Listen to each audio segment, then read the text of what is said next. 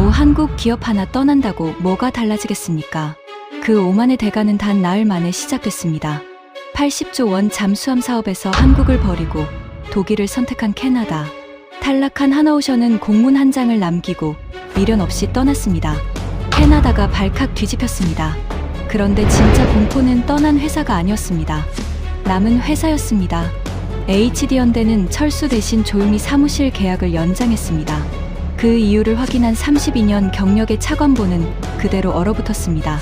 잠수함 12척은 미끼였을 뿐 캐나다를 속수무책으로 만든 한국의 진짜 계획. 지금부터 그 충격적인 전말을 공개합니다. 시작하기 전 구독과 좋아요 그리고 대한민국 파이팅 댓글로 한국을 응원해주세요. 독일의 승리가 공식 발표되고 정확히 나흘째 되던 날 새벽 5시 12분이었습니다. 80조 원짜리 잠수함 사업에서 탈락한 한국 기업 하나오션이 보낸 공문 한 장이 국방부 조달본부에 도착했습니다. A4 용지 한 장. 내용은 단 3문장이었습니다. 캐나다 관련 사업에서 전면 철수한다. 오타와 사무소를 폐쇄한다. 진행 중이던 모든 협력 논의를 종료한다. 그날 새벽 당직을 서던 사무관은 그 종이를 3번 읽었다고 합니다. 처음에는 번역이 잘못된 줄 알았고, 두 번째에는 발신 날짜를 의심했고, 세 번째에는 손이 떨리기 시작했다고 하더군요. 그는 식어버린 커피잔을 내려놓고 곧바로 수화기를 들었습니다. 새벽 5시 40분, 조달본부장의 침실 전화가 울렸습니다. 잠에서 깬 본부장이 처음 내뱉은 말은 이것이었다고 합니다. 철수라니. 그게 지금 무슨 소리야. 이상하게 들리실 겁니다. 탈락한 회사가 짐을 싸는 게 뭐가 문제냐고 말이죠. 맞는 말씀입니다. 원래대로라면 아무 일도 아니었어야 합니다. 하지만 그날 아침 국방부 청사 3층의 전화기란 전화기는 전부 불이 났습니다. 오전 7시가 되기도 전에 긴급회의가 소집됐고 넥타이도 제대로 매지 못한 국장들이 회의실로 뛰어들어갔습니다. 이유는 간단합니다. 캐나다는 한국이 매달릴 거라고 믿었기 때문입니다. 나흘 전으로 돌아가 보겠습니다. 발표 당일 오타와는 축제 분위기였습니다. 독일을 선택하면 GDP의 830억 캐나다 달러, 우리 돈으로 80조 원이 넘는 효과가 생기고 최대 65만 개의 일자리가 만들어진다는 장밋빛 숫자에 정치권 전체가 취해 있었습니다. 기자회견장에는 샴페인까지 등장했습니다. 역사적인 결정이라는 자화자찬이 방송을 타고 전국으로 퍼졌죠. 그리고 언론들은 하나같이 이렇게 전망했습니다. 탈락한 한국은 어떻게든 재협상의 문을 두드릴 것이다. 가격을 더 낮추고 조건을 더 얹어서 다음 기회를 노릴 것이다.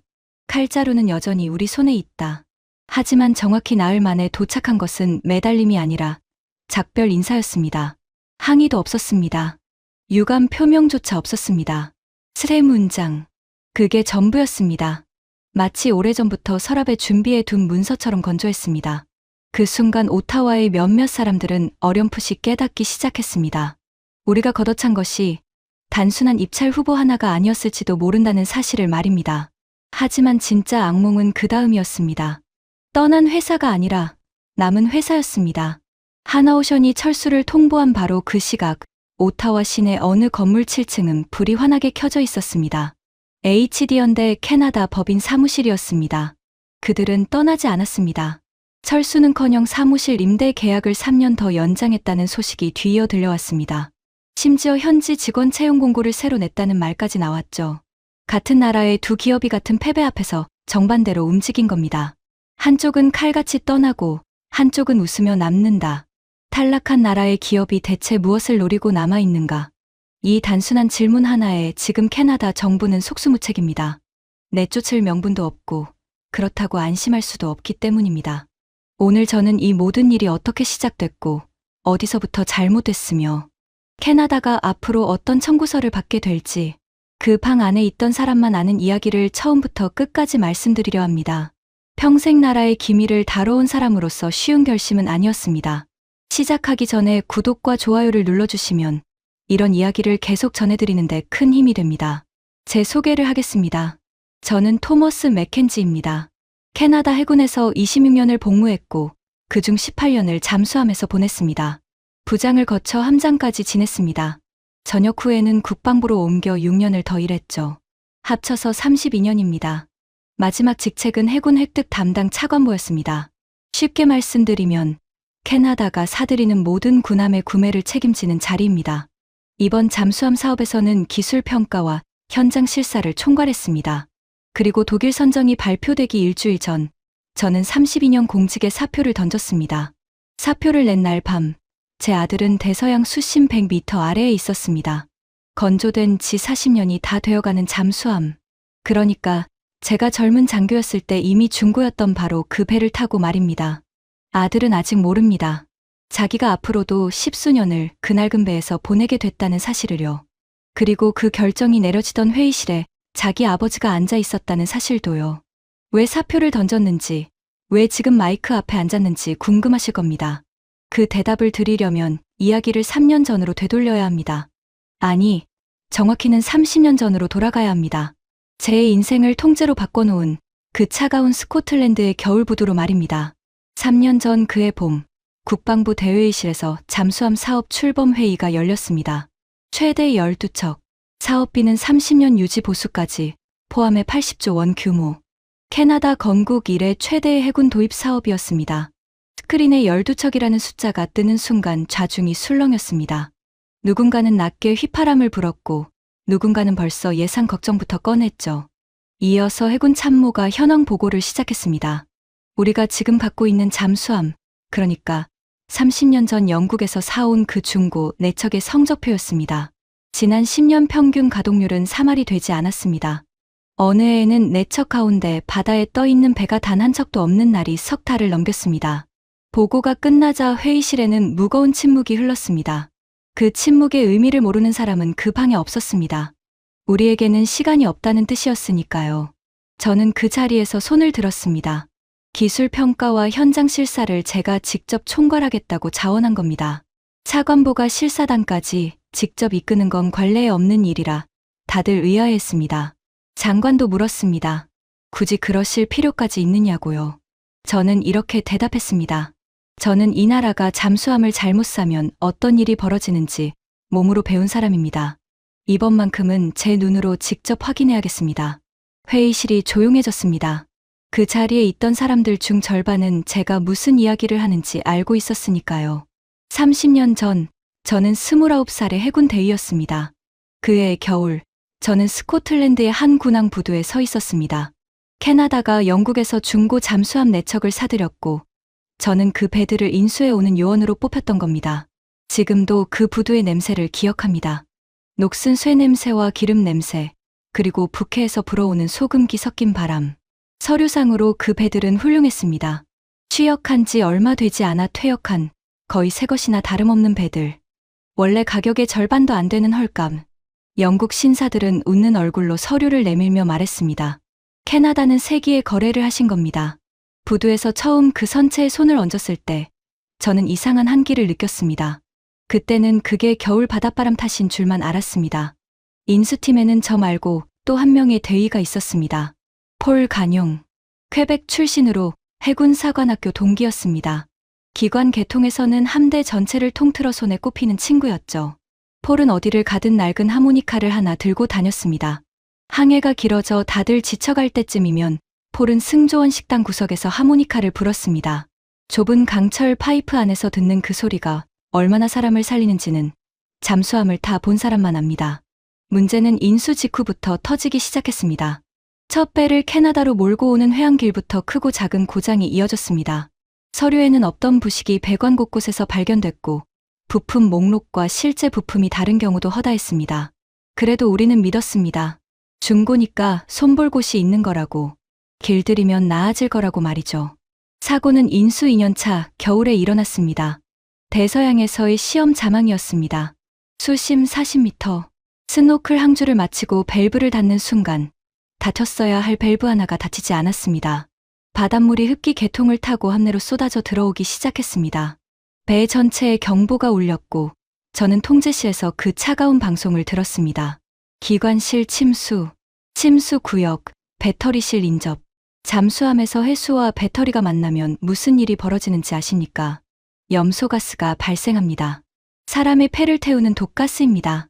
폴은 그때 기관실에 있었습니다. 문제의 밸브까지는 격실 하나를 더 지나야 했습니다. 매뉴얼대로라면 격실을 폐쇄하고 물러났어야 합니다.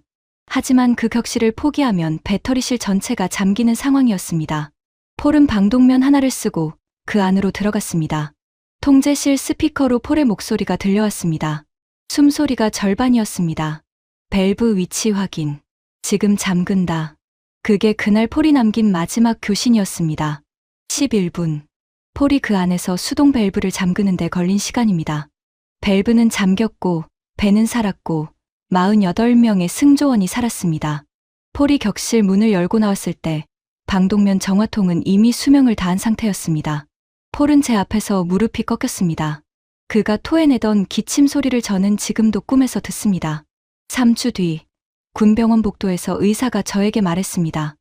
폐 기능이 절반 이하로 떨어졌고 다시는 배를 탈 수 없다고요. 폴은 31살에 의병 전역했습니다. 병실을 정리하던 날 폴은 하모니카를 제 손에 쥐어주며 웃었습니다. 이제 불 수가 없네. 숨이 모자라서 말이야. 자네가 갖고 있게. 저는 그 하모니카를 지금도 서재 책상 위에 둡니다. 32년 동안 단 하루도 치운 적이 없습니다. 그 내척이 그 뒤로 어떻게 됐는지 아십니까? 지난 30년의 절반 가까이를 바다가 아니라 부두와 정비창에서 보냈습니다. 수리비는 눈덩이처럼 불어나 도입 가격을 훌쩍 넘어섰습니다. 언론은 그 배들을 세기의 거래가 아니라 세기의 고철이라고 불렀습니다. 우리는 잠수함을 산 게 아니었습니다. 청구서를 산 거였습니다. 그 겨울이 제게 남긴 교훈은 3가지였습니다. 첫째, 잠수함은 유럽의 예술이다. 다만 아무 유럽이나 믿어서는 안 된다. 진짜 혈통은 따로 있다. 100년 동안 바다 밑에서 살아온 나라, 독일이다. 우리가 대인 건 영국의 중고였지, 독일의 세배가 아니었다. 둘째, 서류를 믿지 마라. 서류상 완벽한 배가 사람의 폐를 태운다. 셋째, 세배는 반드시 검증된 전통의 강자에게서 살아. 신흥국의 화려한 스펙은 종이 위에 잉크일 뿐이다. 보시다시피 2번째 교훈과 3번째 교훈은 서로 모순됩니다. 서류를 믿지 말라면서 전통이라는 이름의 서류는 믿었으니까요. 하지만 그때의 저는 그 모순을 보지 못했습니다. 상처는 사람을 신중하게 만들기도 하지만 엉뚱한 방향으로 완고하게 만들기도 합니다. 훗날 한국이라는 이름이 제 책상에 올라왔을 때 제 안에 그 완고함이 제일 먼저 반응했습니다. 당시 제게 한국은 좋은 자동차와 좋은 TV를 만드는 나라였지 잠수함의 나라가 아니었으니까요. 그리고 하나 더 말씀드려야겠군요. 그 낡은 내척은 지금도 캐나다 해군의 주력입니다. 그중 한 척에 제 아들 이선이 탑니다. 올해 32, 해군 대위. 폴이 밸브를 잠그던 그때와 비슷한 나이입니다. 아들은 출항 전날이면 꼭 전화를 합니다.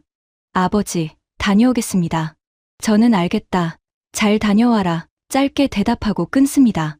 그리고 전화를 끊은 뒤에는 한참 동안 서재에 앉아 그 배의 밸브들을 하나하나 떠올립니다. 30년 전 그 겨울처럼 말입니다. 그러니 이해하실 겁니다. 새 잠수함 12척. 이 사업은 저에게 국가 예산 항목이 아니었습니다. 제 아들을 그리고 폴 같은 아이들을 그 낡은 강철관에서 꺼내오는 일이었습니다. 그래서 저는 자원했고 그래서 누구보다 깐깐하게 굴 작정이었습니다. 바로 그 마음이 처음에는 한국을 향한 칼날이 됐습니다. 후보는 일찌감치 2곳으로 압축됐습니다. 독일의 TKMS 그리고 한국의 하나오션과 HD현대 컨소시엄. 세계 잠수함 시장의 전통 챔피언과 무섭게 치고 올라온 도전자의 이파전이었습니다. 솔직히 고백하겠습니다.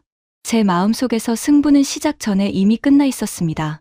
평가 초기 실무진이 양측 서류를 제 집무실로 올려보냈습니다.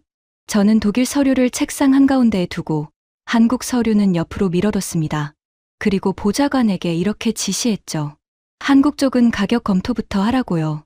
제 컴퓨터의 폴더 이름이 그때의 저를 그대로 보여줍니다. 독일 폴더의 이름은 본안 검토였습니다. 한국 폴더의 이름은 가격 파괴자였습니다. 기술이 아니라 가격으로 시장을 흔드는 업체라는 뜻으로 제가 직접 붙인 이름이었습니다. 며칠 뒤 총리실에서 사람이 내려왔습니다. 국방 조달 담당 특별보좌관 빅터 랭던이었습니다. 40 중반에 주름 하나 없는 정장과 흠잡을 데 없는 미소를 가진 남자였습니다. 그는 제 집무실 소파에 다리를 꼬고 앉아 첫 마디를 이렇게 시작했습니다. 차관보님, 오해는 마시고 들어주십시오. 이건 잠수함 사업이 아닙니다. 일자리 사업입니다. 그렇게 이해하시는 편이 서로 편할 겁니다. 저는 불쾌함을 감추지 않았습니다. 국가안보 사업을 표 계산으로 접근하는 발상 자체가 마음에 들지 않았으니까요. 랭던은 제 표정을 읽고도 미소를 거두지 않았습니다. 오히려 한마디를 더 얹었습니다. 기술은 차관보님이 보십시오. 저는 숫자를 보겠습니다. 유권자가 기억하는 쪽은 언제나 숫자니까요. 하지만 그날의 저는 순진하게도 이렇게 생각했습니다. 정치인들이야 늘 저런 소리를 하지. 어차피 최종 평가는 데이터가 말할 것이고 데이터는 거짓말을 하지 않는다. 돌이켜보면 그 방에서 순진한 사람은 저 하나뿐이었습니다. 몇 주 뒤 오타와 시내 호텔에서 방산업계 리셉션이 열렸습니다. 양측 관계자가 모두 모이는 자리였죠. 그날 저는 TKMS의 수석 부사장 클라우스 라이너를 처음 만났습니다. 은회색 머리를 뒤로 넘긴 목소리가 크고 자신감이 몸 밖으로 흘러넘치는 남자였습니다. 그는 샴페인 잔을 든 채 저를 발견하고는 성큼성큼 다가왔습니다. 차관보님이시군요. 반갑습니다. 배를 아는 분과 이야기하는 건 언제나 즐겁습니다. 몇 마디 덕담이 오간 뒤 마침 연회장 건너편에 서 있던 한국 대표단이 화제에 올랐습니다.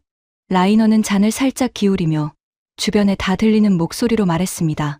한국 제안서요? 아주 훌륭하더군요. 종이는 무엇이든 견디니까요. 주변에서 웃음이 터졌습니다. 라이너는 멈추지 않았습니다. 잠수함은 혈통입니다. 차관보님. 우리는 100년을 바다 밑에서 살았습니다. 한국은 이제 막 수영을 배운 나라죠. 좋은 TV를 만든다고 좋은 잠수함까지 만들 수 있는 건 아닙니다. 부끄럽지만 솔직하게 말씀드리겠습니다. 그날 저는 그 농담에 함께 웃었습니다. 웃으면서 고개까지 끄덕였습니다. 제 안에 30년 묵은 편견이 그 오만한 문장에 정확히 공명했던 겁니다. 잠시 뒤 한국 대표단 쪽에서 한 남자가 조용히 다가왔습니다. 쉰 줄에 접어든 체구가 단단하고 손이 유난히 거친 남자였습니다. 그는 자신을 한국 컨소시엄의 수석 엔지니어 김도연이라고 소개했습니다. 방금 그 웃음소리가 어디까지 들렸는지는 알 수 없었습니다. 하지만 그의 표정에는 화가 없었습니다. 그는 정중하게 악수를 청하고 딱 한 문장을 남기고 물러났습니다. 차관보님, 저희 배는 서류보다 도크에서 보시는 게 낫습니다. 언제든 오십시오. 저는 건성으로 고개를 끄덕였습니다. 그때는 몰랐습니다. 그 거친 손과 그 한 문장이 몇 달 뒤 제 인생에서 가장 긴 밤들의 시작이 될 줄은 말입니다. 변화는 사소한 데서 시작됐습니다. 그 주 금요일 저녁, 퇴근하려는 제 방으로 실무 담당 사무관인 레이처 로코너가 서류 뭉치를 안고 들어왔습니다. 젊지만 눈썰미 하나는 본부에서 제일 가는 친구였습니다. 레이철은 문 앞에서 잠시 머뭇거리다 입을 열었습니다. 차관보님, 주말에 이것 좀 봐주시면 안 되겠습니까? 한국 제안서입니다. 가격 요약본만 두고 가게. 그게 아닙니다. 숫자가 이상합니다. 아니, 이상하게 좋습니다. 제 눈을 못 믿겠어서 그럽니다. 저는 한숨을 쉬며 서류를 받아들었습니다. 그날 밤 서재 책상에 그 서류를 올려놓고 위스키를 한 잔 따랐습니다. 폴의 하모니카 옆에서 말입니다. 대충 넘겨보고 자정 전에는 잠자리에 들 생각이었습니다. 저는 그날 새벽 3시까지 그 자리에서 일어나지 못했습니다. 한국 제안서는 3000페이지가 넘었습니다. 800페이지 남짓한 독일 제안서의 3배가 훌쩍 넘는 분량이었죠. 그런데 분량이 문제가 아니었습니다. 내용이 문제였습니다. 건조 일정이 연 단위도 월 단위도 아닌 주 단위로 쪼개져 있었습니다. 어느 주에 어느 블록을 조립하고 어느 주에 어떤 시험을 하는지가 첫 회부터 마지막 회까지 빼곡하게 이어졌습니다. 첫 인도까지 6년. 이 바닥의 상식보다 3년은 빠른 숫자였습니다. 심지어 캐나다 승조원 교육 일정과 교관 후보 명단 초안까지 붙어 있었습니다. 저는 32년 동안 수십 개의 제안서를 봐왔지만 이런 문서는 처음이었습니다. 그리고 한 페이지에서 저는 넘기던 손을 멈췄습니다. 인도 지연 배상 조항이었습니다. 발주처인 우리가 요구한 것이 아니었습니다. 한국이 스스로 써놓은 조항이었습니다. 약속한 인도일에서 하루가 늦어질 때마다 자신들이 위약금을 물겠다는 내용이었죠. 연 단위도 월 단위도 아닌 하루 단위였습니다. 그 밑에는 근거 자료가 붙어 있었습니다. 자국 해군의 인도한 3000 톤급 잠수함들의 실제 납기 기록. 약속보다 늦은 적이 단 한 번도 없다는 기록 말입니다.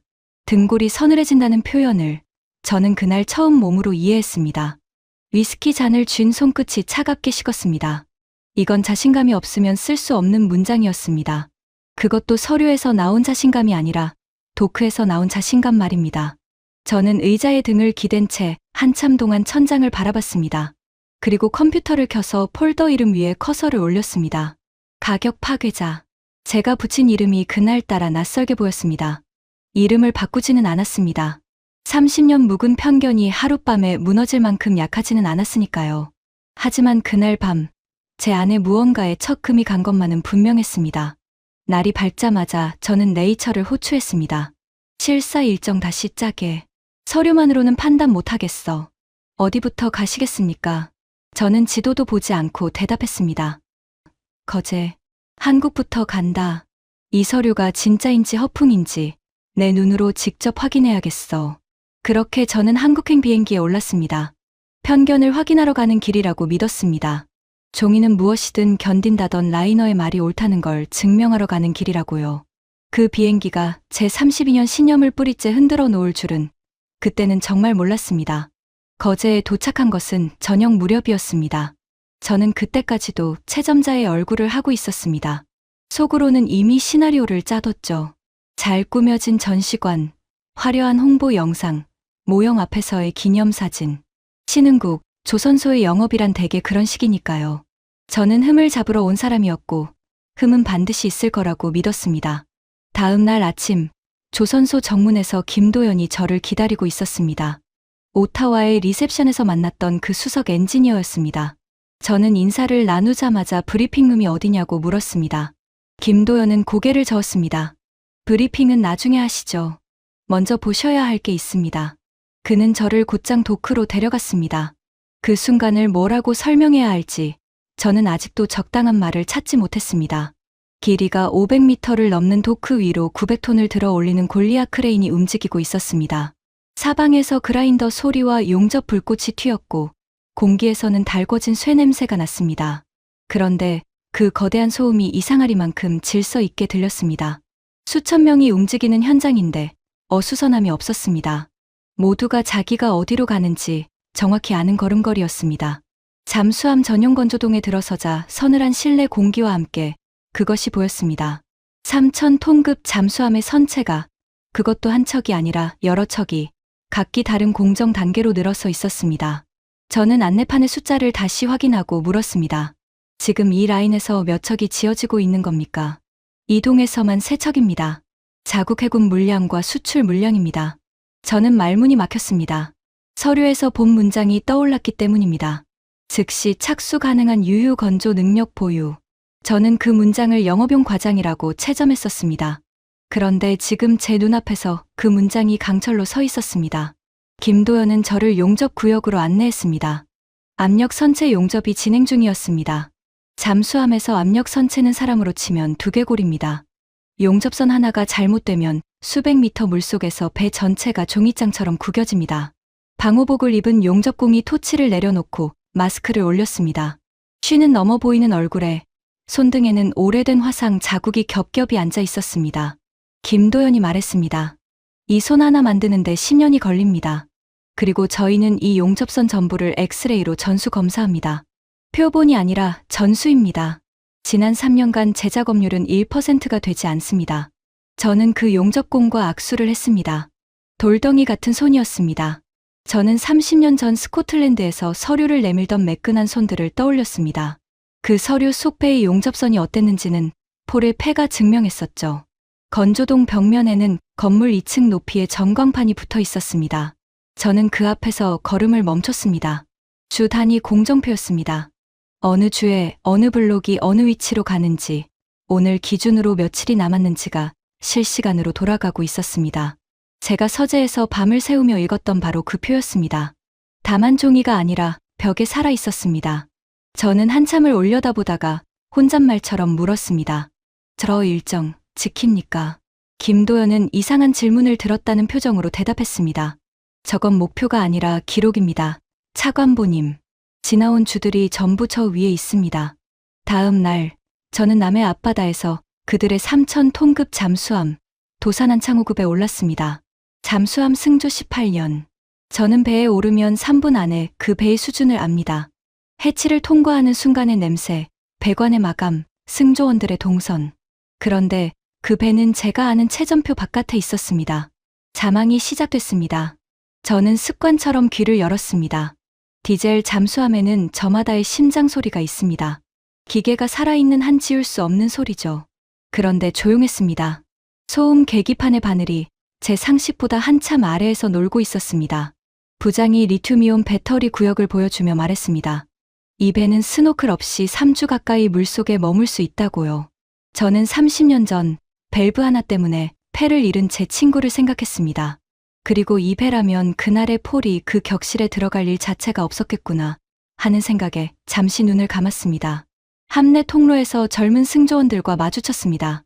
20몇 살의 얼굴들이 좁은 통로에서 절도 있게 벽에 붙어 길을 내줬습니다. 저도 모르게 아들 이선의 얼굴이 겹쳤습니다. 이 아이들은 새 배를 탑니다. 제 아들은 40년 된 배를 탑니다. 그 차이가 그날따라 뼈아프게 다가왔습니다. 저녁에는 조선소 앞 작은 식당에서 김도영과 마주 앉았습니다. 소주라는 술을 그날 처음 마셔봤습니다. 저는 궁금함을 참지 못하고 물었습니다. 어떻게 이 납기가 가능하냐고요. 무슨 특별한 기술이 있는 거냐고요. 김도연은 잔을 내려놓고 창밖의 크레인 불빛을 한참 바라보다가 입을 열었습니다.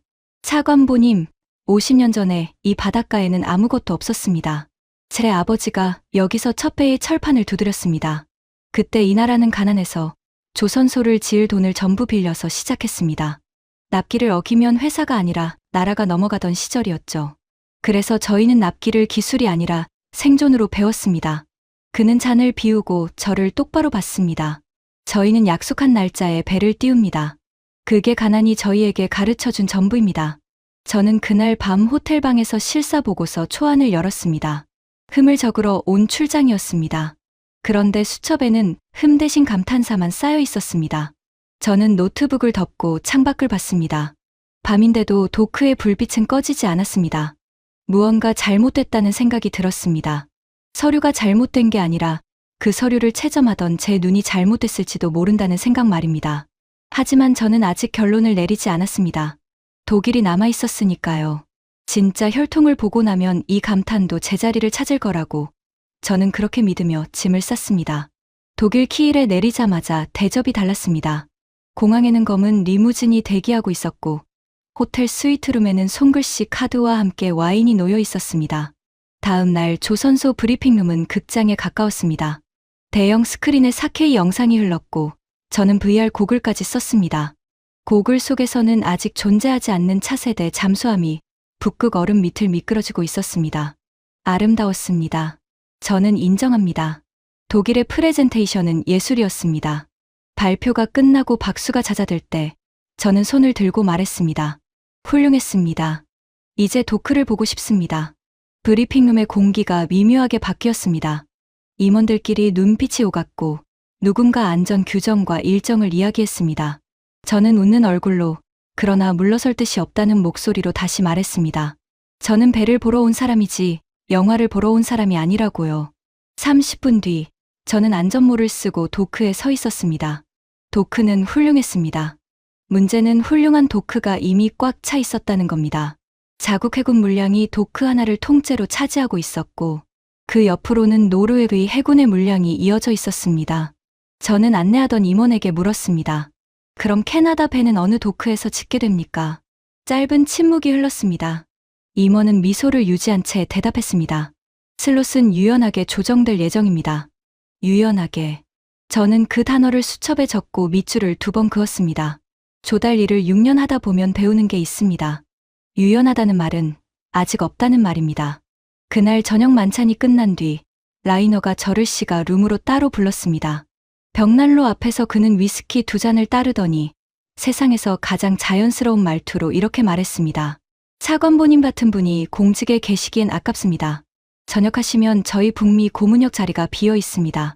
연봉은 부르시는 대로 맞춰드리죠. 저는 잔을 내려놨습니다. 그리고 최대한 정중하게 대답했습니다. 제 서명은 파는 물건이 아닙니다. 라이너의 미소가 처음으로 흔들렸습니다. 아주 짧은 순간이었지만 저는 그 밑에 있는 얼굴을 봤습니다.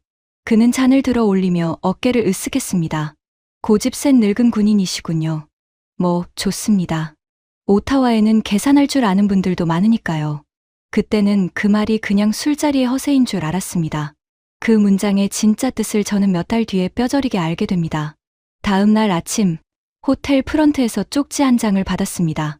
이름 없이 시간과 장소만 적혀 있었죠. 항구 뒷골목의 작은 카페였습니다. 반신반의하며 나간 그 자리에 지쳐 보이는 50대 남자가 앉아 있었습니다. 그는 자신을 마르쿠스 베버라고 소개했습니다. 재작년까지 TKMS에서 수출 프로젝트 총괄 매니저로 일했던 사람이었습니다. 차관보님이 어제 도크에서 하신 질문, 전해 들었습니다. 정확한 질문이었습니다. 그래서 나왔습니다. 그는 커피에는 손도 대지 않고 말을 이었습니다. 도크는 앞으로도 몇 년은 빈자리가 없습니다. 전쟁 이후로 부품 공급망은 무너졌고 숙련공은 은퇴하는 속도를 채용이 못 따라갑니다. 지금 있는 물량도 일정이 밀리는 판입니다.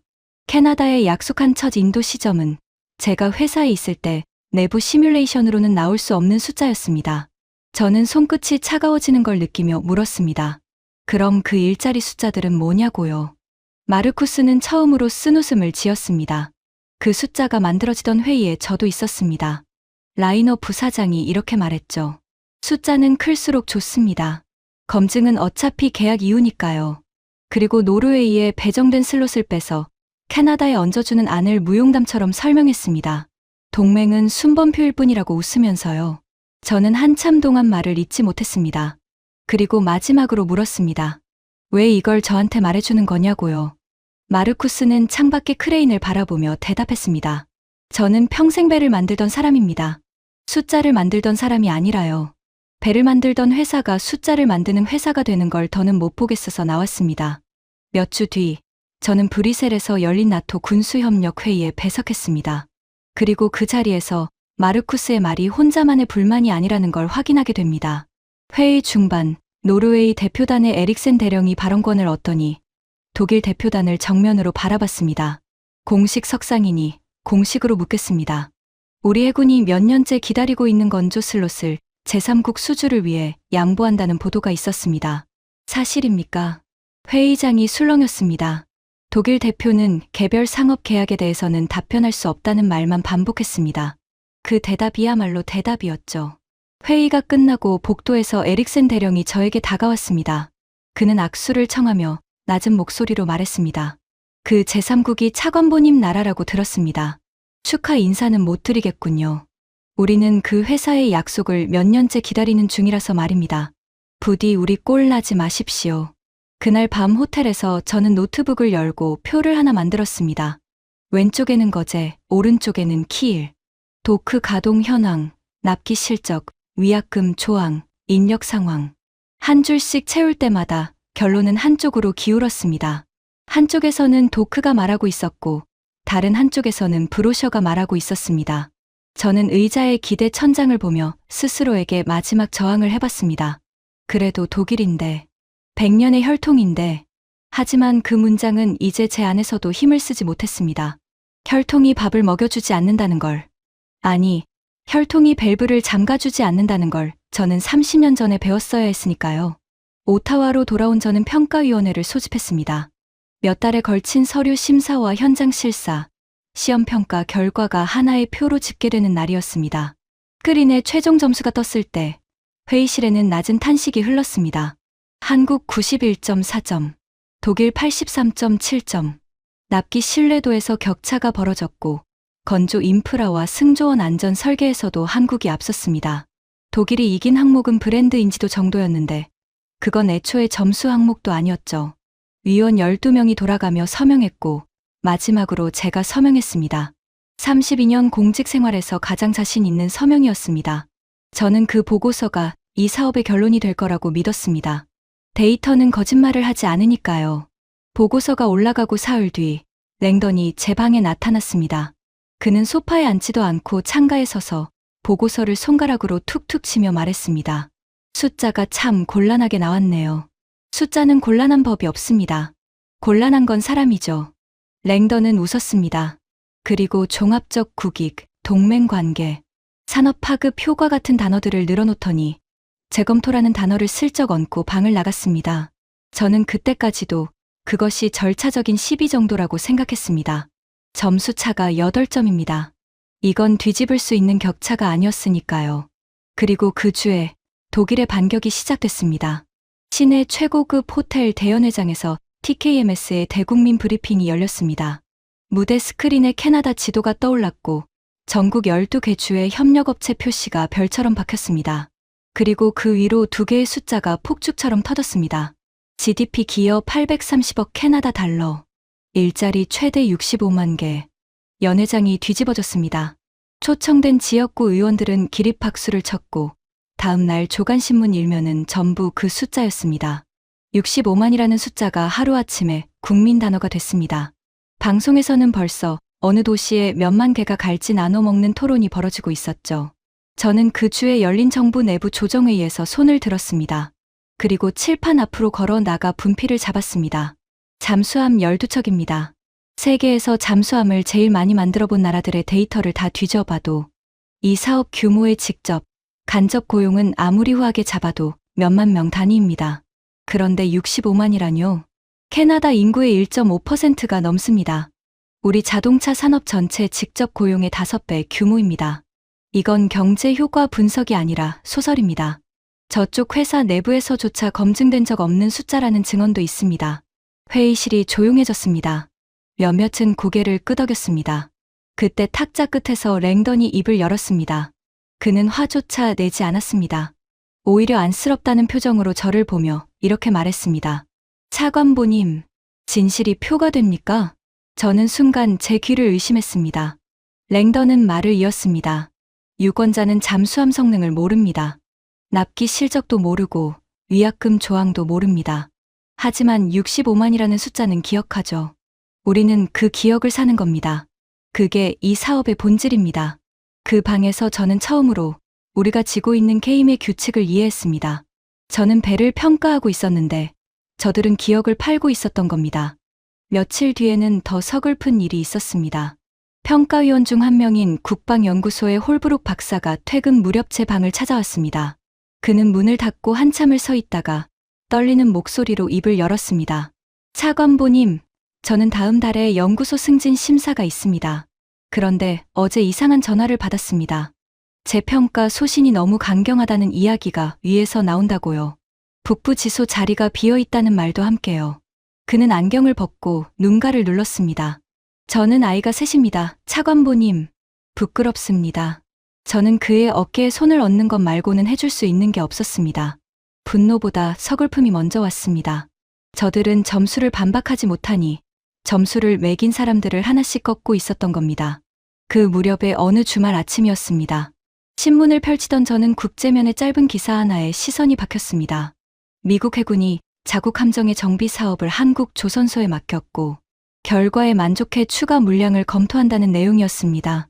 저는 커피가 식는 줄도 모르고 그 기사를 3번 읽었습니다. 세계 최강의 해군입니다. 지구상에서 군함의 가장 까다로운 조직이 자기 배를 남의 나라 도크에 맡긴 겁니다. 그 나라를 우리는 서류만 화려한 신인 취급하고 있었습니다. 아니, 정확히는 저들이 그렇게 취급하도록 나라 전체가 끌려가고 있었죠. 전화가 울렸습니다. 레이철이었습니다. 차관보님, 기사 보셨습니까? 봤네.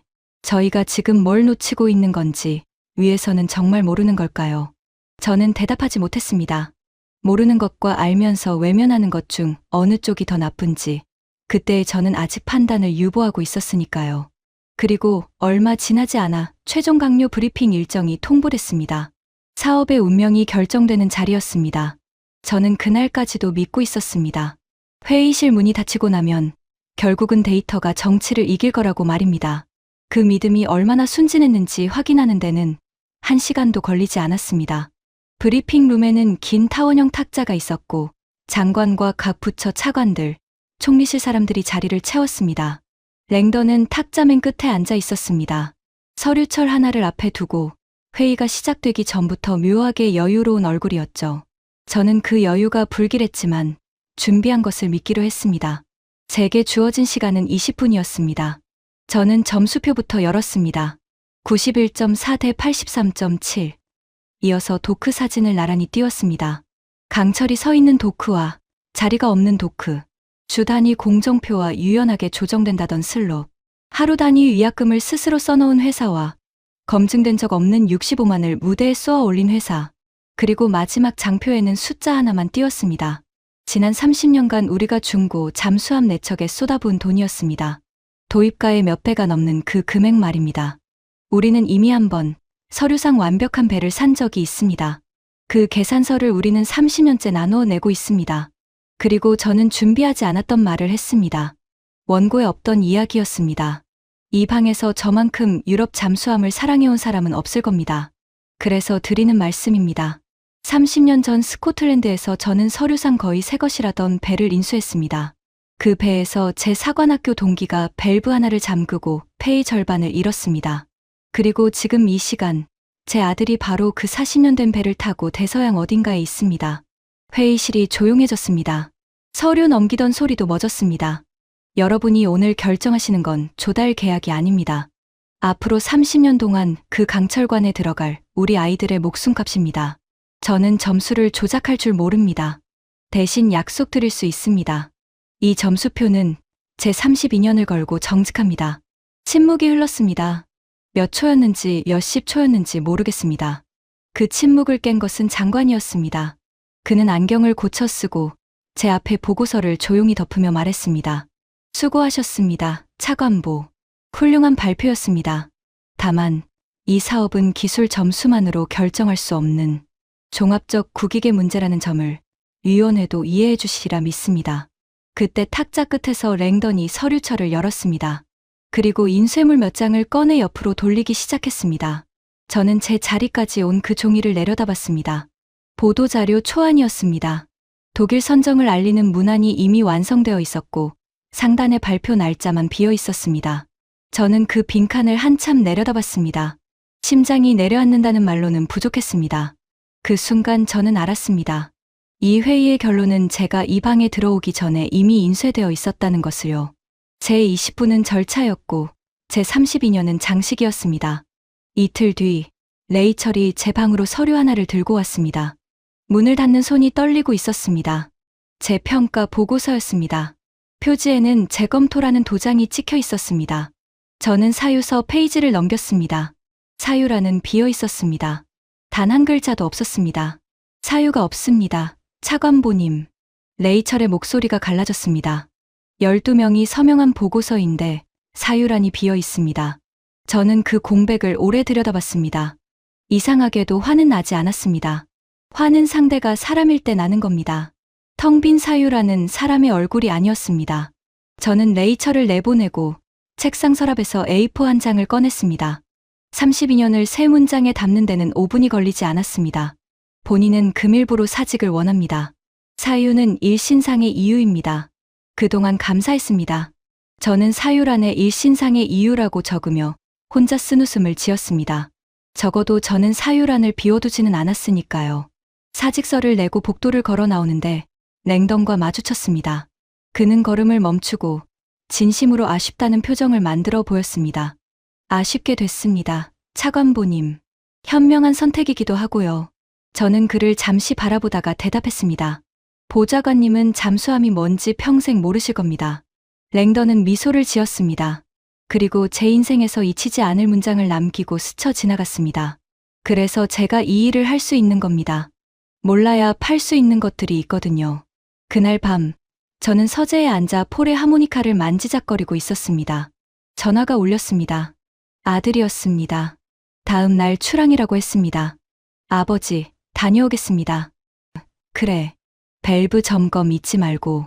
아버지도 참. 40년 된 배라 손볼 게 밸브뿐이 아닙니다. 아들은 웃자고 한 소리였습니다. 저는 웃지 못했습니다. 목이 메어서 잘 다녀오라는 말을 2번에 나눠서 해야 했습니다. 전화를 끊고 나서 저는 오랫동안 어두운 서재에 앉아 있었습니다. 제가 지킬 수 있는 것과 지킬 수 없는 것의 목록을 세어보면서 말입니다. 일주일 뒤 정부는 독일 선정을 공식 발표했습니다. 저는 소파에 앉아 생중계를 봤습니다. 단상 뒤편에 랭던이 서 있었습니다. 기자가 소감을 묻자 그는 카메라를 향해 환하게 웃으며 말했습니다. 오늘 우리는 잠수함 12척이 아니라 65만 개의 미래를 샀습니다. 객석에서 박수가 터졌고 어디선가 샴페인 터지는 소리가 들렸습니다. 저는 TV를 껐습니다. 그리고 어둠 속에서 생각했습니다. 이제 끝났구나. 적어도 그때는 정말 그런 줄 알았습니다. 발표의 축제 분위기는 주말 내내 이어졌습니다. 신문들은 세기의 계약이라는 제목을 뽑았고, 방송에서는 65만 개의 일자리가 어느 지역에 먼저 풀릴지를 놓고 전문가들이 갑론을박을 벌였습니다. 탈락한 한국에 대한 기사는 짧았습니다. 한국은 재협상 여지를 노릴 것이다. 가격 카드를 다시 들고 문을 두드릴 것이다. 다들 그렇게 썼습니다. 나흘째 되던 날 새벽 6시 27분, 제 휴대전화가 울렸습니다. 레이첼이었습니다. 차관보님, 아니, 이제 뭐라고 불러야 할지 모르겠지만요. 지금 뉴스 보셨습니까? 하나가 떠났습니다. 떠나다니. 무슨 소리야. 전면 철수입니다. 새벽에 공문이 왔습니다. A4 한 장에 3문장이랍니다. 지금 본부가 뒤집혔습니다. 저는 전화를 든 채 창밖의 어둠을 바라봤습니다. 그리고 이상하게도 놀라움보다 소름이 먼저 왔습니다. 빠르다. 너무 빠르다. 이건 홧김의 철수가 아니었습니다. 문장이 준비되어 있던 철수였습니다. 그들은 탈락 통보를 받기 전부터 이 결말까지 계산해 넣고 있었던 겁니다. 그날 오전에만 국방부에서는 긴급회의가 3번 열렸다고 합니다. 제 후임 대행은 회의 내내 얼굴이 백지장이었다더군요. 이유는 단순했습니다. 정부의 협상 전략 문서에는 이렇게 적혀 있었으니까요. 한국의 잔류 의사를 지렛대로 독일과의 본계약 조건을 압박한다. 그런데 그 지렛대가 발표 나흘 만에 스스로 부러져 버린 겁니다. 매달릴 거라던 상대는 뒤도 돌아보지 않았습니다. 정오가 되기 전에 이번에는 동부에서 비명이 터졌습니다. 헬리팩스 지역구 의원이 라디오 생방송에서 목소리를 높인 겁니다. 한화와 논의되던 우리 지역 조선소 현대화 투자가 어떻게 되는지 아십니까? 용접 인력 양성 프로그램은요. 지역 추산으로 8,000개 일자리가 걸린 논의였습니다. 그게 오늘 새벽에 통째로 증발했습니다. 우리는 65만이라는 신기루를 줬다가 손안에 있던 8,000개를 날린 겁니다. 방송이 나가고 몇 시간 뒤, 이번에는 랭던의 옛말이 그를 물었습니다. 몇 달 전 내부 회의에서 그가 했다는 발언이 언론에 유출된 겁니다. 겨우 한국 기업 하나 떠난다고 뭐가 달라지겠습니까? 기자들이 그 문장을 들고 총리실 앞으로 몰려갔습니다. 카메라 앞에 선 랭던은 처음으로 진땀을 흘리며 전략적 다변화라는 단어를 반복했습니다. 아무 뜻도 없는 단어를요. 그리고 그날 저녁, 저는 정부 발표문의 부속서를 읽다가 실소를 터뜨렸습니다. 어느 틈에 조항 하나가 슬그머니 추가되어 있었습니다. 독일과의 본계약 협상이 결렬될 경우 정부는 차순위 후보와 협상을 재개할 수 있다. 차순위 후보. 날 전에 걷어찬 바로 그 나라 말입니다. 차인 상대의 전화번호를 지우지 못한 겁니다. 그것도 먼저 헤어지자고 통보한 다음 날의 말이죠. 군사 전문지들의 논평은 차갑다 못해 잔인했습니다. 어느 칼럼은 이렇게 썼습니다. 한국은 내일이라도 진수식을 열 수 있는 나라고, 독일은 제 나라 해군의 물량도 밀리고 있는 나라다. 캐나다는 방금 시간을 팔아서 숫자를 샀다. 하지만 그 소란한 하루의 한 구석에 아무도 주목하지 않은 발표가 하나 있었습니다. 단 2줄짜리였습니다. HD연대 캐나다 법인은 캐나다 시장에서의 활동을 지속한다. 당사는 캐나다 해양산업의 장기적 미래를 신뢰한다. 같은 나라의 두 회사입니다. 한쪽은 새벽에 칼같이 떠났고 한쪽은 같은 날 오후에 웃으며 남겠다고 했습니다. 저는 그 2줄을 읽고 또 읽었습니다. 그리고 등줄기를 타고 소름이 올라왔습니다. 저는 잠수함에서 18년을 산 사람입니다. 그래서 압니다. 바다에서 정말 무서운 건 요란한 어뢰가 아닙니다. 조용히, 꾸준히 우리 뒤를 따라오는 스크루 소리입니다. 그날부터 캐나다의 뒤에는 그 소리가 붙었습니다. 그리고 저는 그 소리의 정체를 확인하러 어느 조용한 사무실의 문을 두드리게 됩니다. 하나가 떠나고 몇 주가 지났습니다. 저는 이제 아무 직함도 없는 사람이었습니다. 아침에 일어나 갈 곳이 없다는 건 이상한 경험이었습니다. 하지만 저를 정말 잠들지 못하게 한 건 실직이 아니었습니다. 그 2줄짜리 발표문이었습니다. HD연대는 캐나다 시장에서의 활동을 지속한다. 저는 그 문장을 읽을수록 확신이 커졌습니다. 이건 미련이 아니다. 이건 계획이다. 저는 결국 참지 못하고 HD연대 캐나다 법인의 면담을 요청했습니다. 사표를 던진 전직 차관보를 만나줄 이유가 그들에게는 없었습니다. 그런데 답장은 하루 만에 왔습니다. 언제든 오시라고요. 사무실은 제 상상과 달랐습니다. 저는 철수 준비 중인 회사의 어수선함이나 반대로 보여주기식의 요란함을 예상했습니다. 둘 다 아니었습니다. 직원들은 조용히 일하고 있었고 회의실 유리벽 너머로는 화상회의가 2개나 돌아가고 있었습니다. 그리고 법인장실 벽에는 커다란 캐나다 지도가 걸려 있었습니다. 저는 그 지도 앞에서 걸음을 멈췄습니다. 이상했습니다. 잠수함 기지 표시가 없었습니다. 대신 항구들이 표시되어 있었습니다. 동부의 조선소들, 세인트로렌스 수로, 그리고 북쪽으로 올라가는 항로들, 북극이었습니다. 법인장 서준혁은 차를 내오며 담담하게 인사를 건넸습니다.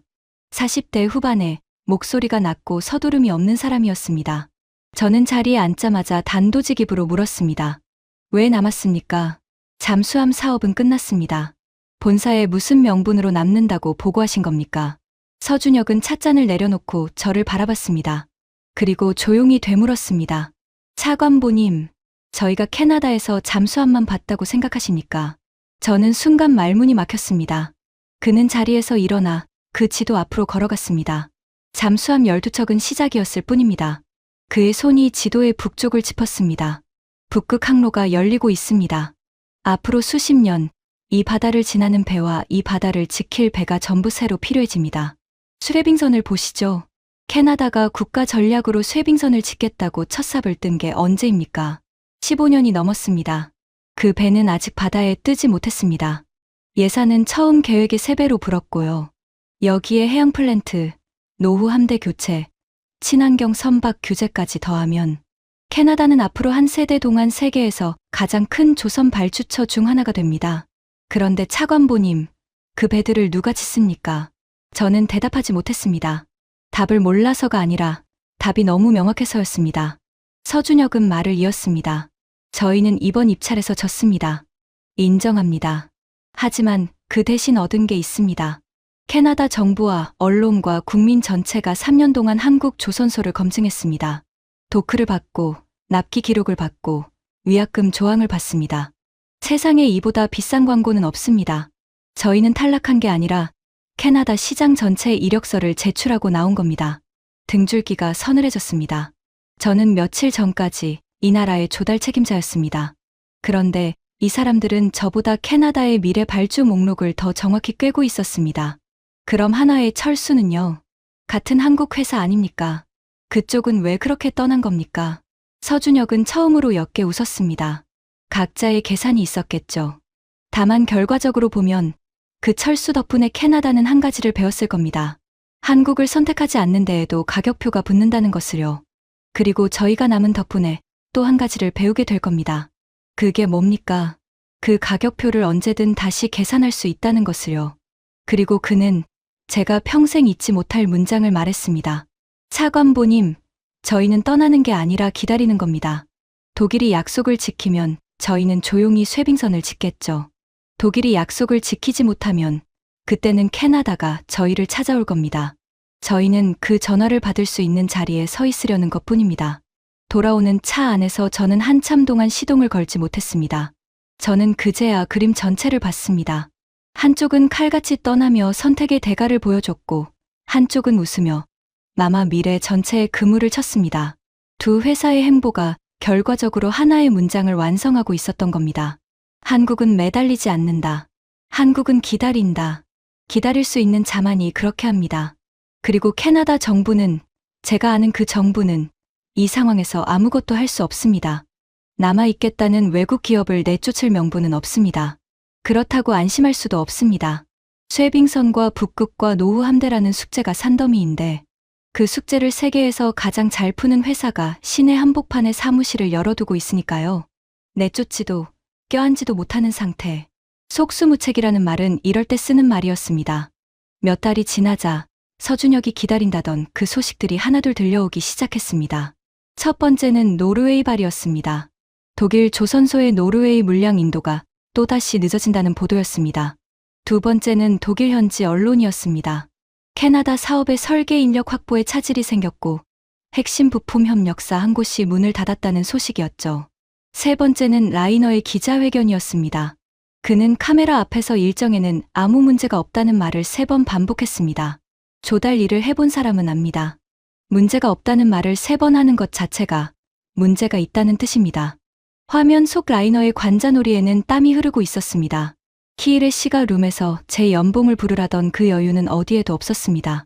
그리고 오타와에서는 더 큰 소식이 터졌습니다. 의회 국방위원회가 잠수함 선정 과정에 대한 청문회를 소집하기로 의결한 겁니다. 65만이라는 숫자의 산출 근거를 제출하라는 요구가 공식으로 날아갔고 소환 대상자 명단 맨 위에는 빅터 랭던의 이름이 있었습니다. 기자들이 몰려가자 랭던은 딱 한 문장을 남겼다고 합니다. 절차는 완벽했습니다. 그는 끝까지 그런 사람이었습니다. 배를 몰라야 팔 수 있다던 사람은 침몰도 절차라고 부를 겁니다. 그 뉴스들을 보며 저는 이상한 감정에 휩싸였습니다. 통쾌함이 아니었습니다. 통쾌하기에는 그 계산서를 받을 사람들이 결국 우리 국민이니까요. 대신 저는 인정했습니다. 완전하게 남김없이 인정했습니다. 저는 평생 잠수함의 힘이 강철과 어뢰에서 나온다고 믿었습니다. 혈통에서 나온다고 믿었습니다. 틀렸습니다. 한국이 가진 진짜 무기는 기술이 아니었습니다. 약속이었습니다. 약속한 날짜에 배를 띄우는 능력, 그것이 지금 세계 방산 시장에서 가장 비싼 무기라는 것을 저는 32년 공직이 끝나고 나서야 배웠습니다. 그리고 그 무기는 로비로도 뻥튀기 숫자로도 살 수 없는 물건이었습니다. 지난달 저는 몬트리올 외곽의 폴의 집을 찾았습니다. 서재의 하모니카를 챙겨서 말입니다. 폴은 현관까지 나와 저를 맞았습니다. 코에는 투명한 산소줄이 걸려 있었고 걸음은 느렸지만 눈빛은 30년 전 그대로였습니다. 우리는 부엌 식탁에 앉아 2시간을 이야기했습니다. 사표 이야기, 텅 빈 사유란 이야기, 그리고 청문회에서 증언해달라는 요청을 받았다는 이야기까지요. 폴은 산소 호흡기 사이로 천천히 숨을 고르더니 짧게 말했습니다. 잘했어. 그리고 창밖을 한참 바라보다가 덧붙였습니다. 토머스, 내 패를 가져간 건 그 밸브가 아니야. 그 밸브가 멀쩡하다고 적혀있던 서류지. 자네는 평생 그걸 아는 사람이었어. 그러니까 가서 말해. 서류가 사람을 죽이기 전에 사람이 서류를 고쳐야 한다고. 저는 주머니에서 하모니카를 꺼내 식탁 위에 올려놓았습니다. 이제 돌려줄 때가 된 것 같아서 가져왔네. 폴은 하모니카를 물끄러미 내려다봤습니다. 그리고 그것을 다시 제 쪽으로 밀었습니다. 아직 아니야. 폴, 새 배가 진수하는 날 돌려줘. 제대로 된 배 말이야. 그날 내가 불 수는 없어도 부두에서 듣는 것 정도는 할 수 있잖아. 그러니까 그때까지는 자네가 갖고 있어. 그게 자네한테 아직 할 일이 남았다는 증거니까. 저는 고개를 끄덕이는 것 말고는 아무것도 할 수 없었습니다. 목이 메어서 알겠다는 말이 반박자 늦게 나왔습니다. 다음 아이들은 제대로 된 배에 태워달라는 부탁을 폴은 그렇게 자기 방식으로 한 겁니다. 집으로 돌아온 날 저녁 아들에게서 전화가 왔습니다. 훈련을 마치고 입항했다고 했습니다. 그런데 그날따라 아들의 목소리에는 평소의 장난기가 없었습니다. 아버지, 뉴스에서 봤습니다. 아버지가 그 사업평가 책임자셨다면서요. 그래서 그만두신 거였습니까? 저는 잠시 수화기를 고쳐 잡았습니다. 그리고 처음으로 아들에게 전부 말했습니다. 점수표 이야기, 사유란 이야기, 그리고 그 회의실에서 제가 막지 못한 것들에 대해서요. 아들은 끝까지 조용히 들었습니다. 그리고 물었습니다. 그럼 저는 앞으로 15년을 더 이 배에서 보내야 하는 겁니까? 그 한 문장이 어뢰처럼 박혔습니다. 저는 숨을 한번 고르고 대답했습니다. 아니, 그렇게 두지 않을 거다. 아버지가 아직 할 일이 남았다. 전화를 끊고 저는 서재로 갔습니다. 책상 위에는 청문회 출석 요청서가 놓여 있었습니다. 제 증언 순서는 다음 달입니다. 저는 그날 점수표 원본과 실사 기록, 그리고 그 텅 빈 사유란의 사본을 들고 증언석에 앉을 겁니다. 저는 이제 공직자가 아닙니다. 지켜야 할 자리도 눈치 볼 윗선도 없습니다. 그래서 처음으로 전부 말할 수 있습니다. 30년 전 스코틀랜드의 부두에서 시작해서 사유란이 비어있던 그 서류까지 전부요. 어제 저녁에는 오랜만에 시내를 걸었습니다. 의사당 앞을 지나 강변을 따라 걷다가 저도 모르게 그 건물 앞에 멈춰 섰습니다. 7층을 올려다봤습니다. 밤 9시가 넘은 시간이었는데 HD연대 사무실에는 불이 켜져 있었습니다. 저는 한참 동안 그 불빛을 바라봤습니다. 독일에는 이제 지켜야 할 약속의 시간이 흐르고 있습니다. 캐나다에는 치러야 할 선택의 시간이 흐르고 있습니다. 그리고 저 사무실에는 기다림의 시간이 흐르고 있습니다. 셋 중 누구의 시간이 이길지 저는 이미 답을 알고 있습니다. 30년 전에 몸으로 배웠고 거제의 도크에서 눈으로 확인했으니까요. 저 불빛이 꺼지지 않는 한 이 게임은 끝난 게 아닙니다. 아니, 어쩌면 진짜 게임은 아직 시작도 하지 않았습니다.